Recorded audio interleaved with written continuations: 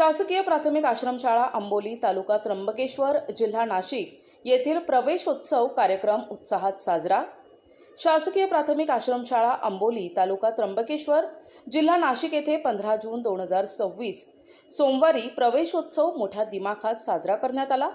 सदरील कार्यक्रमाचे अध्यक्ष अंबोली गावचे सरपंच श्री अनिल भोई होते। अंबोली ग्रामपंचायत सदस्य श्री अरुण मेढे यांनी आणि दत्तक पालक अधिकारी श्रीमती शोभा जाधव मॅडम यांनी अनमोल असे मार्गदर्शन केले। तसेच या शैक्षणिक वर्षापासून इयत्ता 8वी वर्ग वाढ झाली। मुख्याध्यापक श्री आर के चौधरी सर यांनी प्रास्ताविक केले। या कार्यक्रमाचे सूत्रसंचालन श्री गिरासे सर यांनी केले।